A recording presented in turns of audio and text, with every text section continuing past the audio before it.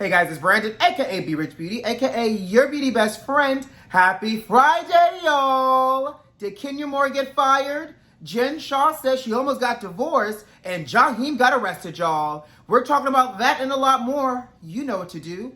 Grab your tea, grab your beverage. Let go!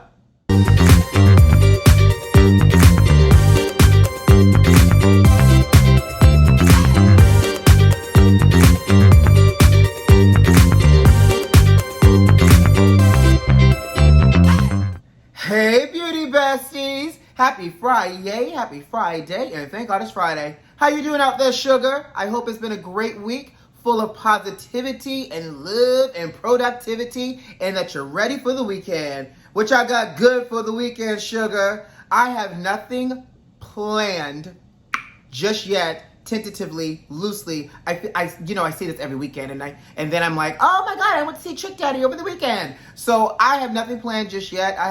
I want to sit still because next weekend I have to travel to go to Charleston. So this is my weekend to sit still and to content create and just relax and unwind. There's some television I need to get caught up on, so all that good old jam. But I hope you have something good planned for the weekend. But baby, y'all see the steam off this cup here? The tea is hot today, and let's talk about it. So breaking news, beauty besties. All my Real Housewives of Atlanta fans, y'all know we talked that they had confirmed very loosely just by a report that we saw online that the confirmed cast for Real Housewives of Atlanta was going to be Kenya, Kandi, Portia, Drew, Marlo, and Sheree. That's what we reported. Well, it looks like now, according to multiple reports that are coming out, that they have decided to go into a whole nother direction for Real Housewives of Atlanta, and that there are major cast shakeups that are happening.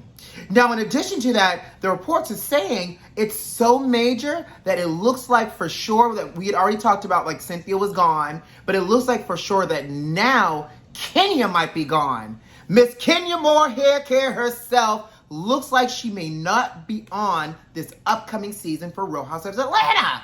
How y'all feel about that? The production is wrapping up both spinoffs, Kandi spinoff and Portia spinoff, and they're saying that as soon as they wrap up those two spinoffs, they're going to start production for Real Housewives of Atlanta, hopefully happening in October. So they're saying they're going in a whole new direction for casting for Real Housewives of Atlanta, so much so that they're looking to add new socialites to the circle that are in their 30s. Giving me very love and hip hop Atlanta, honey, just with a peach in their hand. And my thing is, if they're socialites, are these going to be married socialites? Because again, it's Housewives of Atlanta. Granted, Portia wasn't married. Is Kenya even considered married? But I'm just saying, socialites give me very young energy, which they said that they wanted. It also gives me very possibly messy energy as well, which, makes for good ratings. But does this now mean the people that we thought were confirmed, like, the Sheree, the Marlo, are now going to be booted out, and we're just going to have, like, the Portia, the Kandi, and then fill in the rest? What do y'all feel here? Now, I will also go on to say, because y'all know Kenya is doing Dancing with the Stars, and she did an Entertainment Tonight interview. And in the interview, they asked her about the casting of it all and production. And she said that they didn't know when the production was starting, but it should happen in October. She did admit that there was going to be a big cast shakeup. And the reporter from Entertainment Tonight asked her, well, will we be seeing you? And Kenya was like, well, I hope so. Trying to hold it together. Now, that means two things to me, beauty besties, and go with me on this. Either one, she got the boot and she's still trying to hold it together because they have not announced the cast and she feels a little salty. Or two, she just giving us the drama and teasing us like she normally would. But I feel like if she had the peach secured, she would have been a little bit more confident in how she answered that reporter's question about her coming back for next season. So here's my question for y'all. Miss Kenya Moore hair care. Are y'all upset to see Kenya go? And are you excited to see fresh new faces?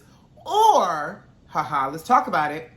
Should they keep Kenya, Portia, Kandi, add in Sheree, and add us two new socialites and keep Marlo as a potential friend of the show?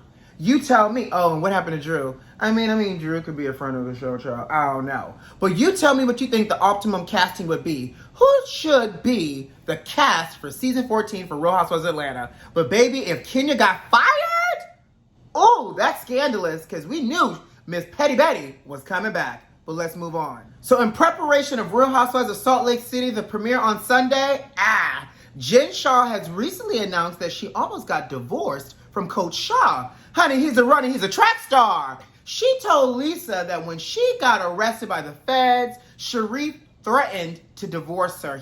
She said he left the house and said, I'm leaving. And she said he didn't return the next day. She got nervous. And basically, she said that Coach Shah said he felt like he couldn't do no more. Honey, what does that gospel song say? When you can't do no more, you just stand. Or in this case, you just run. Coach Shah said that he felt like he was no longer a positive influence in her life and that he couldn't help her anymore. And he was willing to take the kids and run, sugar. Run as fast as you can. You better run like Anime Bullet did across that street over to that motel, sugar. He said he was about to, he literally was about to put on his football cleats and take off. Now, what I thought was quite interesting, though, is that Jen said that she didn't realize how she was acting. And on top of that, she said she didn't fully share her feelings and how she was feeling, and that all of that she felt like pushed him away and made him feel like he was the problem when obviously she was internalizing a lot of things. Hi, click. Sis, did you watch the first season of Real Housewives of Salt Lake City? Did you see your antics? You know, you throwing a glass at his birthday party while you dressed up in your Beyonce costume. You over here having tantrums at other people's events and storming off, calling this man to pick you up, whisking you away. Like, did you not see your behavior? And on top of you not seeing your behavior, did you not think those tantrums and meltdowns, those tantrums and tiara moments were okay? And if you thought it was okay, Jen, that's the problem right there, sugar. That man said, when a man is fed up, I got to go. He said, there's only so much destruction, only so much chaos I can have in my life. Now, here's my thing. Because y'all know the vows say, for better, for worse, to death do us part. Was Coach Shah in the wrong for wanting to divorce her and wanting to walk away from the situation? Because he said he felt like he was the problem. You know, it gives me very classic, it's not you, it's me syndrome. I also feel like him saying I need to walk away because I'm the problem and I'm not able to help you, it's also his way to try to avoid whatever this legal situation is brewing, and him trying to pull a Sutton and him trying to pull a Heather and try to distance himself from his own wife and his own household. Baby, this season, I can't wait.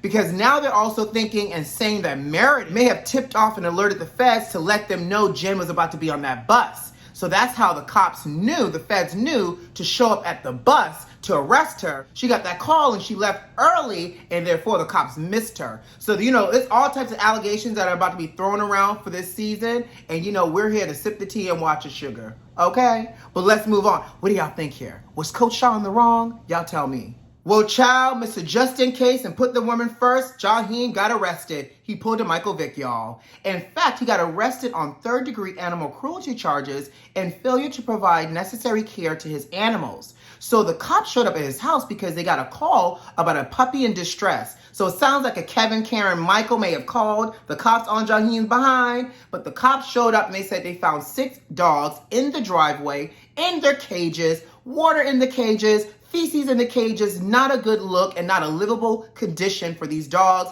and that the dogs were emaciated.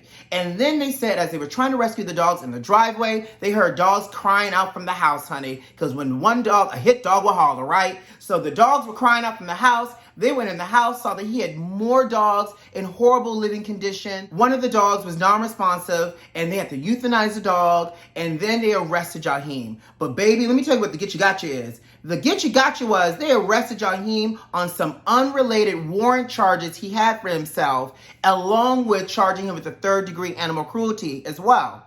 Now, y'all know I got questions. Jaheim, how you over here running foul with your 12, 15 plus dogs, honey, and you got warrants out for your arrest? Not to mention, how does one walk around and exist out here in these streets with warrants, knowing you got warrants? And is it the fact that you didn't know you had a warrant? Because my thing is, God forbid, having a warrant, I'm going to sit my behind in this house watching me and all the Netflix, since I want to avoid being outside so I don't get caught up in the rapture of just a raindrop, child, or whatever reason. Because the last thing you want to do is get caught with a cop and you have warrants, because you know they're going to run your name. So Jaheim, they came to your house, they arrested you on unrelated warrant charges, and now you in jail facing God knows what, because you know how people feel about the mistreatment and abuse of animals. Look what happened to Michael Vick. And you know we haven't heard new music from you in a while either, Sugar, so you might as well call this a L. So good luck to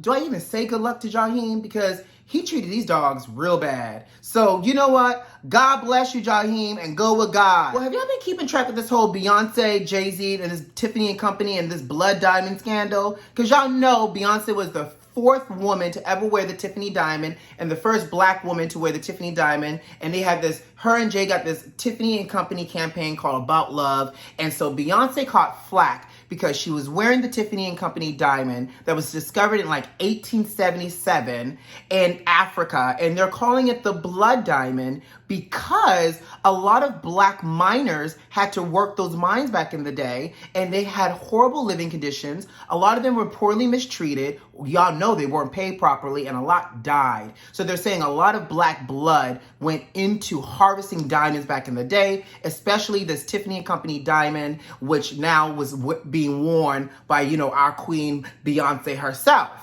Now, Beyonce and Jay-Z and Tiffany Company has now announced that they're donating $2 million in scholarships to HBCUs, which is a great thing. I'm a firm believer in education because the mind is a terrible thing to waste. So good for them for donating $2 million to these HBCUs. And what I also appreciate is they donated to HBCUs that aren't the big names that always get the donations. You know, the Morehouse, the Howard, the Spelman. In fact, they chose 5 private HBCUs like Bennett College, Norfolk State, the University of Arkansas, Pine Bluff, Lincoln University, and Central State University. So good for them. And if you're majoring in creative and arts field, you're eligible for the scholarship. Love, love, love it. But y'all know I can't help but think a couple of things. Is this damage control for Beyonce wearing the blood diamond and they're now trying to say like, we're gonna donate to HBCUs? Or was this already a collaboration and plan that they had in place with Tiffany & Company to donate as a part of this About Love campaign? And on top of that, no tea, no shade, because God knows I'm not donating $2 million to nobody's college right now yet. But if it's Tiffany & Company, Jay-Z's organization, and Beyonce's organization as a group donating this money, couldn't Tiffany & Company increase the dollar amount? I'm like, $2 million is typically with a scholarship for one good old school, let alone you got 5 schools having to divide up $2 million. Y'all know Tiffany & Company, y'all should have given us more money to donate to these black schools, knowing the history of this black diamond, this blood black diamond, Sugar.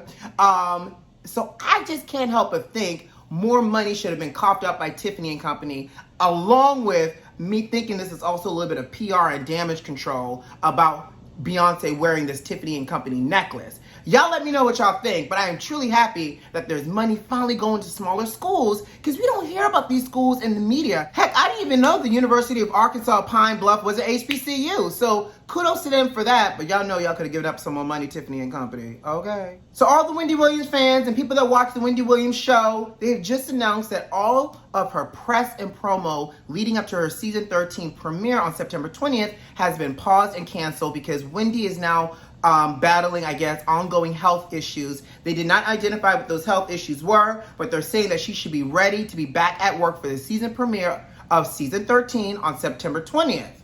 Now y'all know, Wendy has always admitted that she has Graves' disease, which is a real thing. We see it. We know the effects of it. I've done my Google. I understand what Graves' disease is. However, and I'm not being petty, but I'm going to come real close. Didn't the last time Wendy had some kind of ongoing issue, it wasn't for like her Graves' disease, but it was for substance abuse? Or she ended up in a sober house, if I recall correctly. So all I got to say here is, because y'all know substance abuse is taking people out these days. Michael K. Williams, Fuquan Johnson, everybody else.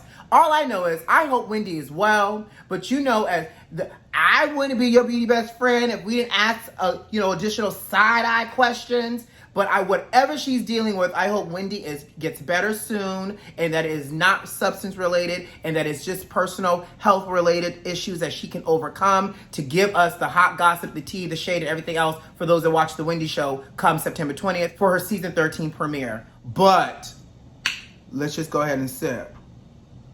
And last but not least, before we get out of here, for all my Aaliyah fans, her Red album, the Aaliyah album, is up on streaming platforms You know, the album that claimed it all. Not trying to be funny, but that was the album where she made the music video for, and unfortunately, baby girl was taken away from us too soon. But that album is now up. We now have all the Leah albums up and ready to stream. Thank you to the uncle and the family and everybody else. So hopefully, y'all can rock the boat, work the middle, enjoy the weekend, and on that note, I got to go.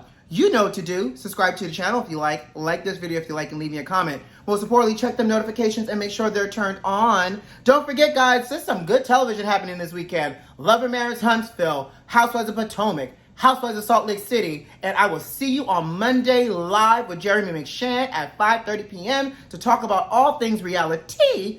And oh, by the way, I am now a contributing podcaster for Glowstream Network. So we record every Monday, and I think I'm going to actually upload that video so you can get a little glow up on Mondays instead of doing Hot Topics on Monday and then live in the evening. So maybe I'll do a little glow for y'all on Monday, and I'll see you live at 5:30 on Monday with Jeremy McShann and I. So in the meantime, who loves you? I do. I'll see you soon. Bye. Have a good weekend.